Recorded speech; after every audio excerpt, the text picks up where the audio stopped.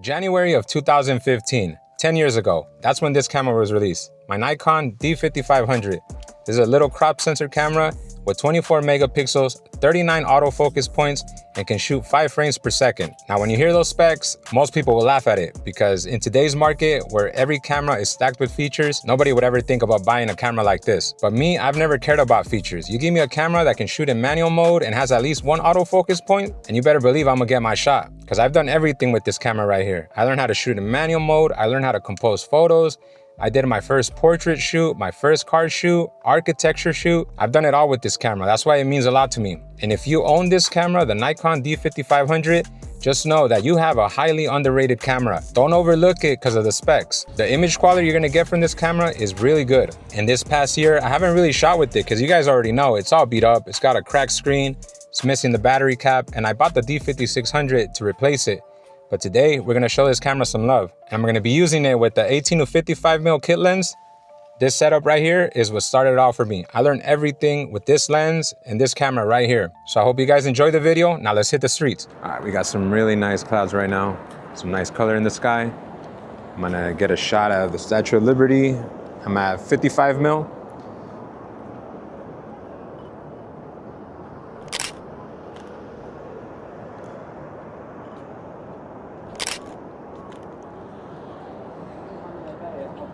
Nice. All right, I'm gonna head up to this bridge right here because I want to get a reflection shot. All right, I've gotten this reflection shot here at night, but I want to get it right now during sunset. So I'm at 1/80th, aperture f8, ISO 100. I'm shooting at 18mm. I'm gonna open up my aperture a little bit to 6.3. I'll stay at 1/80th.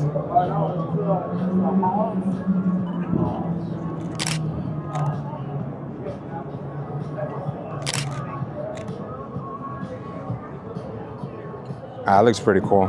You get a nice little silhouette of the buildings. I want to see if I could actually get the Statue of Liberty reflecting from this side. Kind of get like a nice little silhouette. Now you can kind of see it.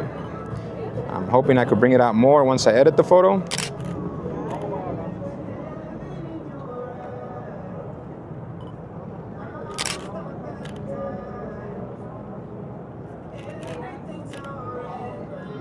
Nice.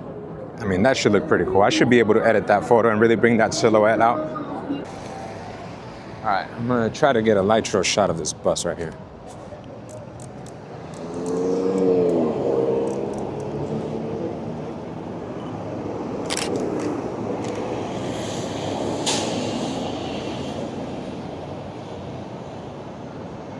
No way I got that.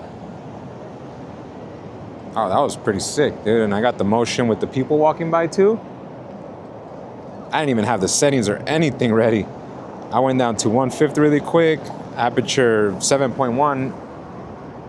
Yeah, that was pretty dope. And I got that one at 18mm. But one thing you gotta remember is since you're shooting on a crop sensor camera, you gotta add in that crop factor. So you gotta multiply 18mm times 1.5, which ends up being 27mm. So, you know, even though this lens is a 18 to 55, it's technically 27 to 82mm. So when I shoot at 55mm, it's not really 55, it's actually 82. And that's just one thing to keep in mind and remember when you're shooting on a crop sensor camera. All right, I wanna get some panning shots. I'm gonna go down to 1/10.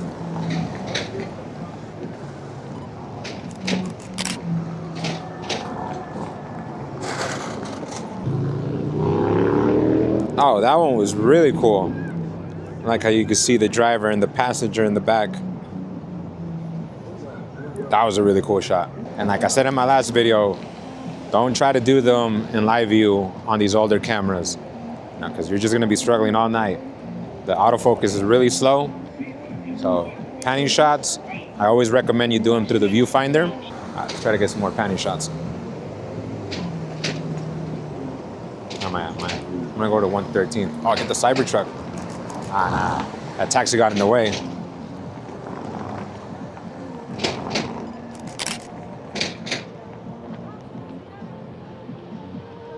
And with panning shots, what you want to do is you want to match the speed of the car.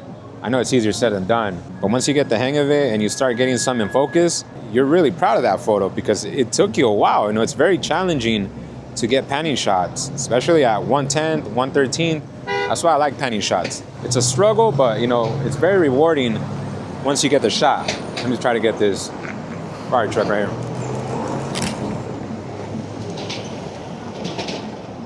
See, that's a tough one because it's such a big vehicle.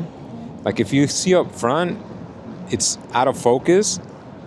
But if I zoom into this area right here on the passenger door where it says Vegas Strong, it's in focus. But the rest of the car is out of focus. You know, panning shots are just a lot of fun, man. It's a lot of trial and error. But like I said, once you get that one shot in focus, it's a shot that you're very proud of because you struggled with it. So next time you're out, you know, try some panning shots. It's a lot of fun. All right, I want to get a landscape shot of this giant billboard right here. And I want to get some nitros in the foreground. So I'm gonna open up to 18 mil or 27 mil, whatever. I'm gonna put the camera on this rail right here. This is where the L bracket really comes in clutch because I can just place it on a flat surface and just put some pressure on it, and I'm able to get these slow shutter speeds without having to worry about introducing any motion blur. So I'm gonna go down to 1/5. I'm gonna close my aperture to f8. Here we go.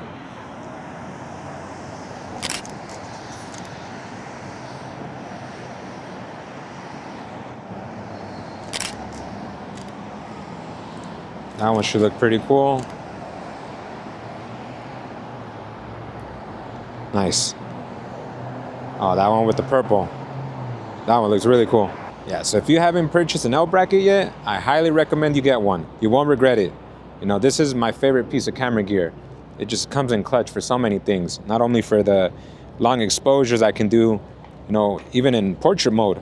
Like I said, I just place it on a flat surface, put some pressure on it, and I'm able to get my shots.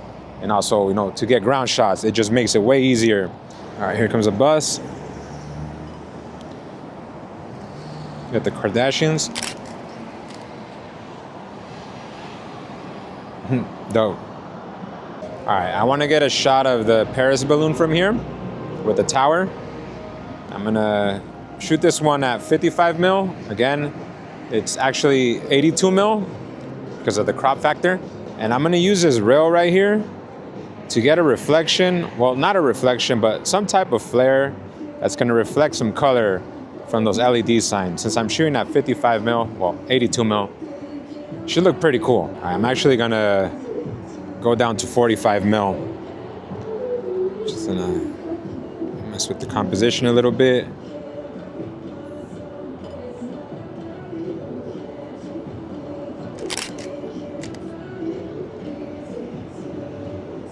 See what I mean? I'm getting some color reflecting off the rail.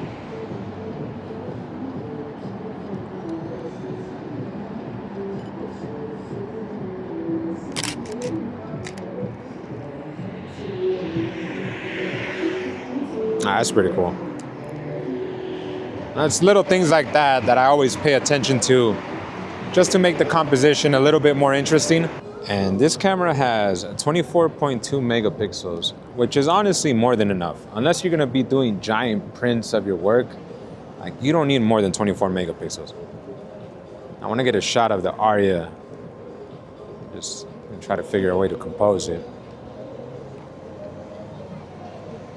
I'm gonna use this right here in the foreground. It almost acts like kind of acts like a leading line.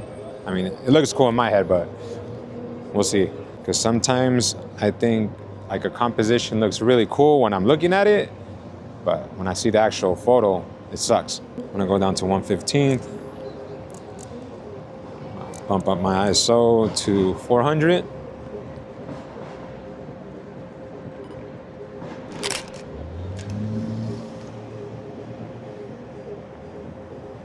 All right, not bad, not bad. I'm gonna mess around with it a little bit more. I get a little bit lower.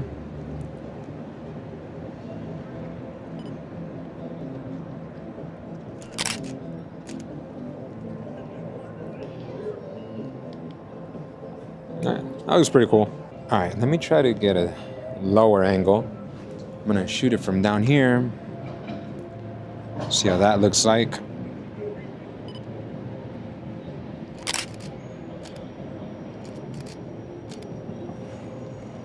Oh, okay, that looks really cool. Yeah, when you compare it to that shot, that perspective looks way better. You know, and that's why I don't give up on spots right away. I always try to get different compositions. You know, I get low to the ground and I just mess around with it until I get a shot I'm happy with. 'Cause that looks way better than that first one. I mean, I kind of like that shot, but this perspective right here looks way better.